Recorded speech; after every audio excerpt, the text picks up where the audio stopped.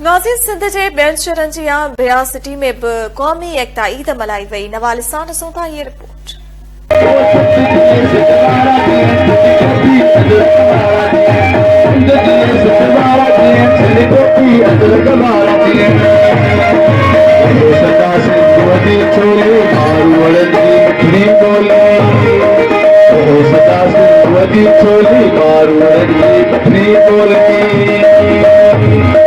गली गली घर घर गूंजन सिंध अमर जा नारा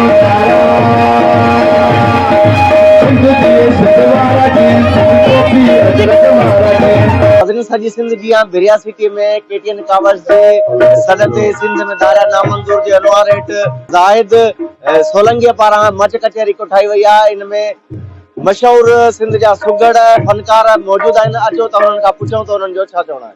7 दिसंबर ते सभिनी अदा मल्हाई ईद, टोपियूं पटका अजरक कयासीं खोड़ खरीद।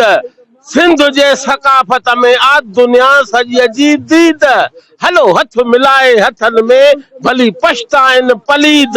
सहता हीअ सईद आ एकता असांजी उस्ताद चवे। कचहरी जी असुल मकसद इहो हूंदो आहे अॼु माण्हुनि खे ॾेखारे त मच कचहरी छा थींदो आहे। हुन में सुगर बि हूंदा आहिनि, शाइर बि हूंदा आहिनि, फनकार बि हूंदा आहिनि, डाकार बि हूंदा आहिनि, शाइर बि हूंदा आहिनि जेको फन जो मुज़ाहिरो कंदा आहिनि। इन जे लाइ प्रोग्राम रखियो आहे ऐं असांखे तमामु ख़ुशी थी आहे तव्हां दोस्तनि जी जो तव्हां आया हो, असांजो इंटरव्यू कयो था ऐं असांजो जेको पैगाम आहे पूरी दुनिया में पहुचायो था। सकाफ़त पंहिंजी खे उजागर करण जे लाइ हिन सिंधी मीडिया तमामु बहितरीन कमु कयो आहे ऐं जेका सिंधी मीडिया आहे माण्हुनि जे ॾुखनि सूरनि खे अॻिते उजागर करे पहुचाइण ऐं पंहिंजी पोशाक औताक मच कचहरियूं इन्हनि खे मचाइण हिकिड़ो किरदारु आहे कावश केटीएन ऐं सिंधी मीडिया जो। त अल्हम्दुलिल्लाह असांखे ॾाढी ख़ुशी आहे ऐं हर साल ये जेको प्रोग्राम थिए थो वधीक जे लाइ अञा बि इनखे उजागर करण जे लाइ साफ़ हिन सां गॾु हूंदासीं। के सिंध में असां वटि हिन वक़्तु वॾो आज़ार आहे जेके धारिया अची करे ऐं असांजे हक़ जा असांजे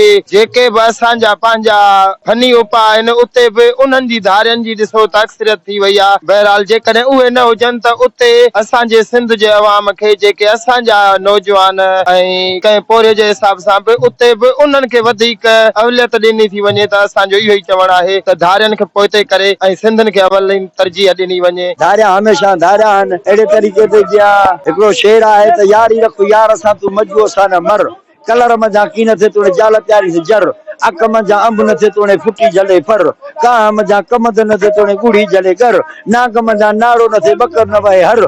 पड़ाओ पंहिंजो न थिए तूने लुटे ॾीस घर। अदा दूर तरीक़ो डर छा कबीर चवे। हिननि चयो आहे त अहिड़ी कचहरी ऐं रैलियूं ऐं अहिड़ा मलाखड़ा सो नई ईंदड़ नस्ल खे ख़बर पइजी सघे। कैमरा टीम सां गॾु नदीम अली बंगी, केटीएन न्यूज़, बिरिया सिटी।